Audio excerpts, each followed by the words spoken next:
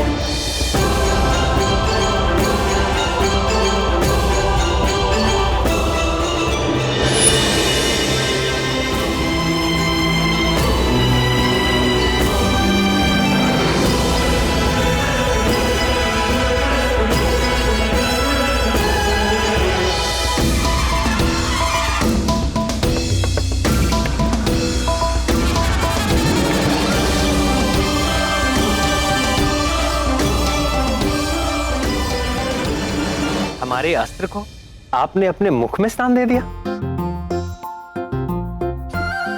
ये मित्रता कब हुई प्रिय हनुमान? इनसे वाद विवाद करने में आपको प्रतीक्षा करनी पड़ती प्रभु, इसलिए मैंने सोचा अपने मुख में ही स्थान दे दूं।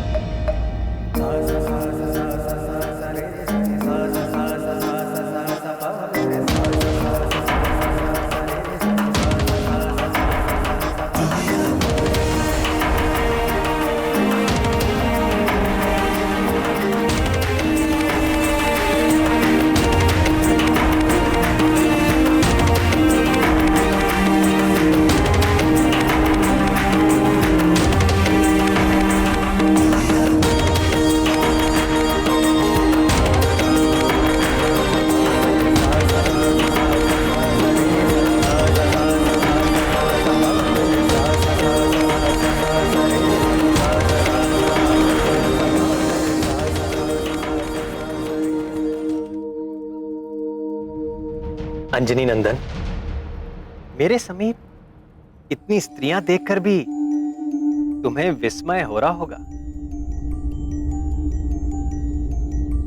हो तो रहा है प्रभु।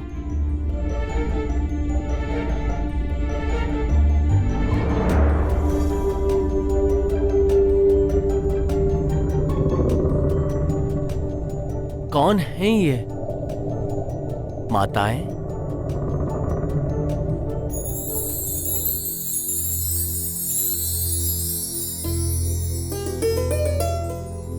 तुम्हें स्मरण होगा कपिवर, त्रेता युग में अनुजों और सेना सहित मैंने सरयू नदी में जल समाधि ले ली।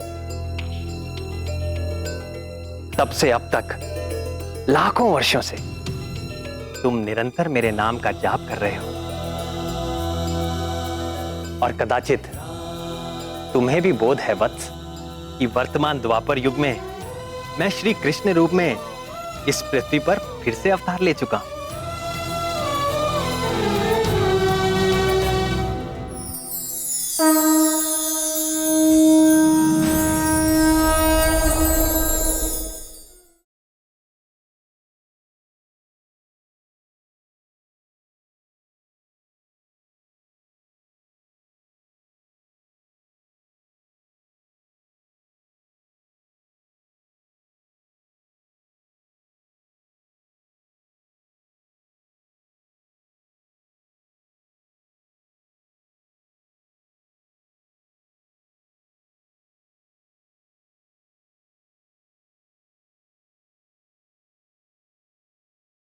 और कदाचित तुम्हें यह भी ज्ञात होगा कि इस अवतार में मैं 16 सहस्र 108 रानियों का स्वामी हूं।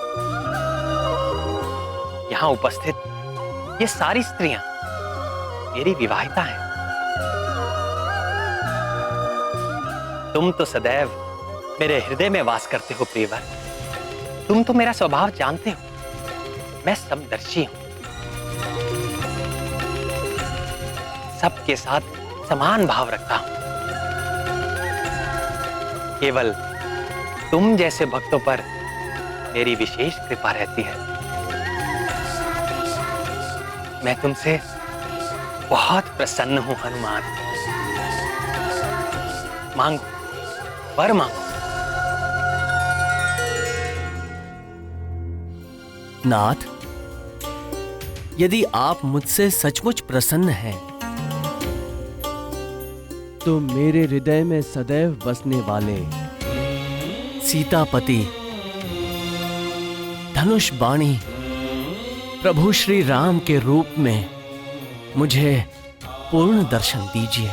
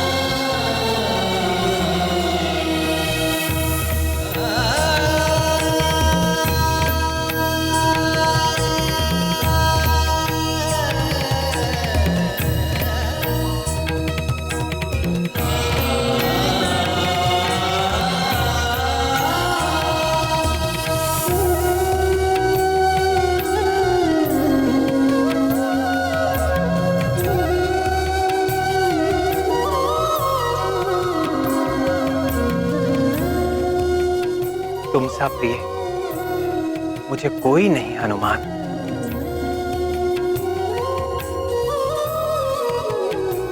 मैं सदैव तुम्हारा ऋणी रहूंगा।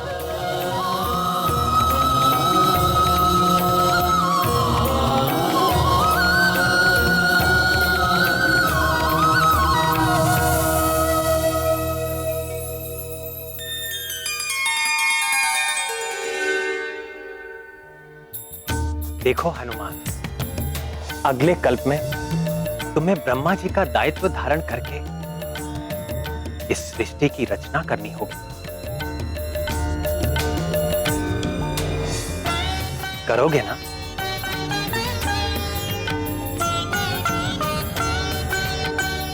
जैसी प्रभु की आज्ञा।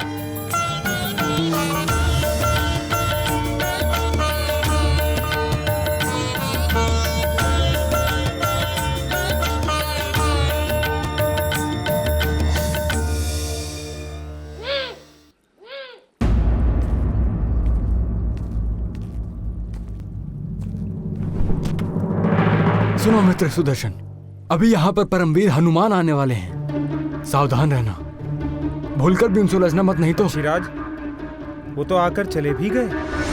आकर चले गए? बल ही नहीं, गति में भी वो मुझसे बढ़कर है, और मारक क्षमता में मुझसे भी बढ़कर।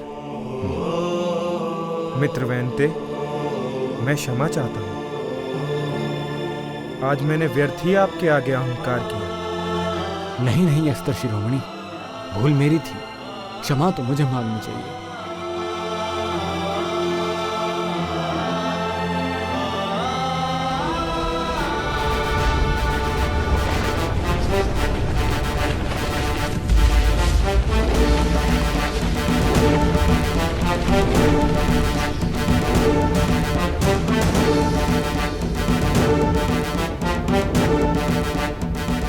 मैं सब समझ गई नाथ।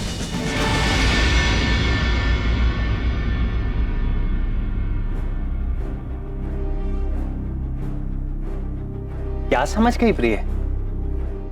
यही कि आपने ये सारी लीला मेरा गर्व भंग करने के लिए खेली। रानी सत्यभामा, आपके साथ अस्त्र शिरोमणि सुदर्शन का भी गर्व भंग हो गया है और पक्षीराज गरुड़ का भी।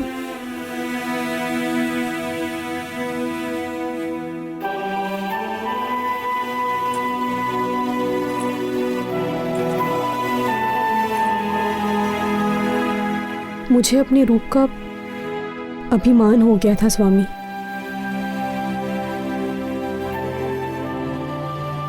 मैं ये भी भूल बैठी कि आप कभी किसी पर आसक्त नहीं होते, मात्र लीला करते हैं।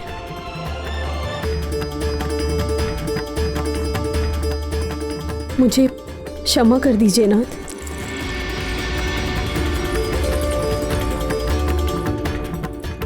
जहां अहंकार होता है वहां प्रेम नहीं रहता। अहम के जाते ही भक्त और भगवान में कोई भेद नहीं रह जाता।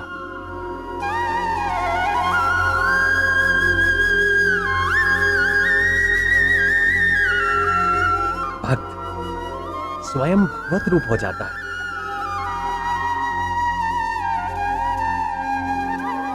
ये है प्रेम की शक्ति। जानती हो सबसे बड़ा प्रेमी कौन है?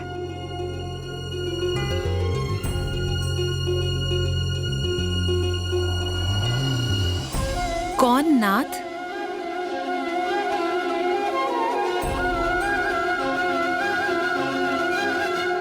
पवन पुत्र हनुमान।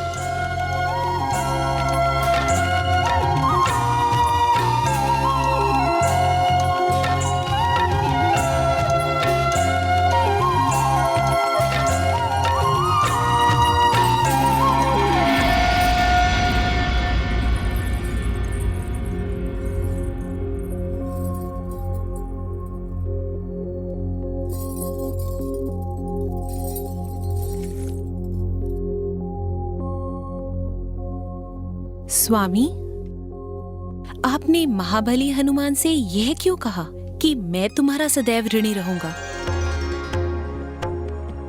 भक्त तो भगवान के जन्म जन्मांतर से ऋणी थे और सदैव रहेंगे, परंतु भगवान भक्त का ऋणी हो, यह तो महान आश्चर्य का विषय है।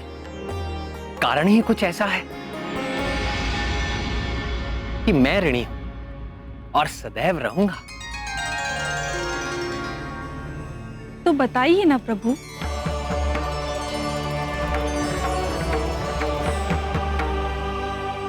बताऊं?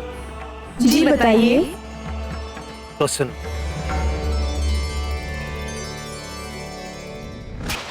वीर हनुमान ने मेरे प्राणों की रक्षा की थी। आपके प्राणों की रक्षा? मेरी ही नहीं, शेषावतार लक्ष्मण की और 64 करोड़ वानरों की भी जीवन रक्षा की थी।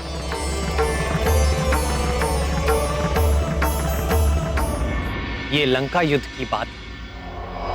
हमारी सेना के अद्भुत पराक्रम से राक्षस सेना त्राही त्राही करने लगी, तो रावण ने अपने मायावी पुत्र मेघनाथ को युद्ध भूमि में भेजा। ये मेघनाथ बड़ा ही कुशल योद्धा था। उसने ब्रह्मास्त्र का प्रयोग करके हमारी संपूर्ण सेना को मरणासन कर दिया। मैं अर्थात दशरथ नंदन राम, शेषावतार लक्ष्मण और वानर राज सुग्रीव सहित सारे योद्धा सब के सब मूर्छित होकर मृत्यु के मुख में जाने लगे। तब बुद्धिमान जामवान ने संकट मोचन हनुमान को बुलाया।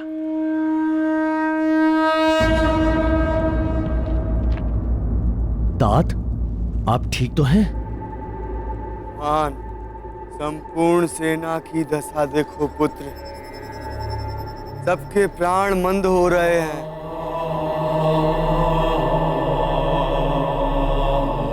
हाँ तात, सूर्य की प्रथम किरणों के साथ ही ये सभी सैनिकों के प्राण पखेरु हो जाए। अब केवल तुम ही हम सब की प्राण रक्षा कर सकते हो हनुमान। किसी दूसरे में ये योग्यता नहीं है। श्री राम भी इस घड़ी में तुम्हारे पराक्रम के आश्रय हैं। और मेरा पराक्रम मेरे प्रभु श्री राम के आश्रय। मैं जानता हूँ पुत्र, तुम्हें बहुत दूर हिमालय जाना होगा और ब्रह्मास्त्र के उपचार के लिए औषधियां लानी होंगी पुत्र। हिमालय? हिमालय तो यहाँ से सहस्रों योजन की दूरी पर है। चकित न हो राक्षस राज, विलक्षण हनुमान पवन पुत्र है और पूरी तरह सक्षम।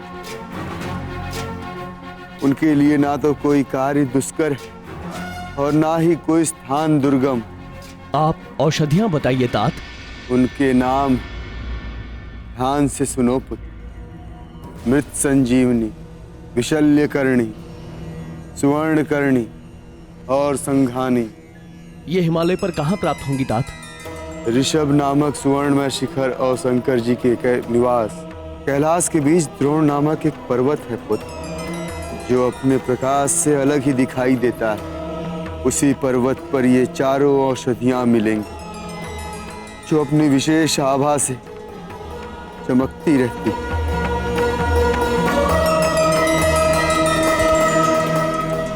मुझे आज्ञा दीजिए तात। सफल होकर लौटो पुत्र। ध्यान रहे, सूर्योदय के पूर्व ही मैं अभी औषधियां लेकर आपके सामने उपस्थित होता हूं।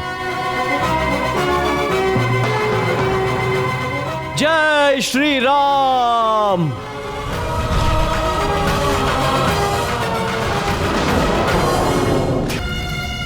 सूर्योदय के पूर्व द्रोण पर्वत से औषधियां लाना अति दुष्कर ही नहीं, असंभव। वानर सेना के सारे योद्धा मेघनाद के ब्रह्मास्त्र से आहत होकर मरणासन पड़े हुए हैं। ये अति दुष्कर कार्य करेगा। कौन करेगा? इस असंभव कार्य को करने का संकल्प हनुमान ने ले लिया। किसने? उसी हनुमान ने जिसने हमारी सुनहरी लंका को अपनी पूंछ से जलाकर काला कर दिया है।